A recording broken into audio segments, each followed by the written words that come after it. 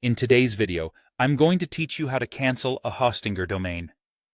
Understanding how this process works can save you from the hassle of unwanted renewals, especially if you no longer need the domain. While you can't immediately delete a domain, you can effectively cancel it by disabling the auto-renew feature.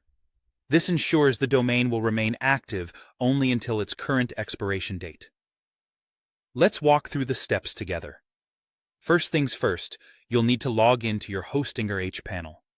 Head over to your internet browser and type in the URL hPanel. Hostinger.com. Once there, enter your login credentials to access your account. If you happen to forget your password, use the password recovery option to reset it. Once you're inside the hPanel, direct your attention to the top menu. Click on Domains.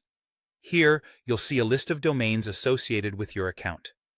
Take a moment to browse through this list and identify the specific domain you wish to cancel. This step is crucial because you want to ensure you're altering the settings for the correct domain. After selecting the domain, your next move is to disable its auto-renewal. Look for the Auto-Renew toggle button associated with the domain. By default, this feature might be switched on to ensure continuous service without interruptions. Simply click on this toggle to turn it off. The system may prompt you to confirm your choice. Go ahead and confirm.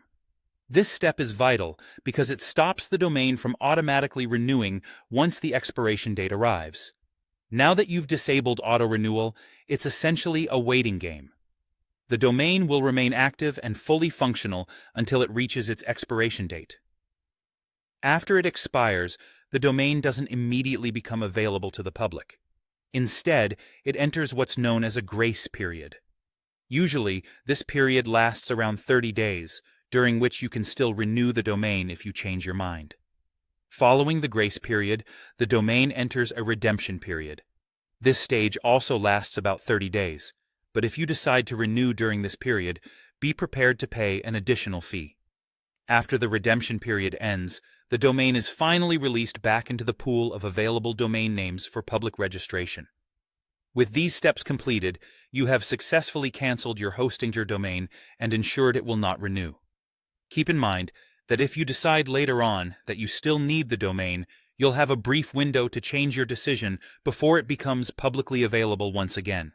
Thank you for watching, and I hope this guide made the cancellation process clear and straightforward for you.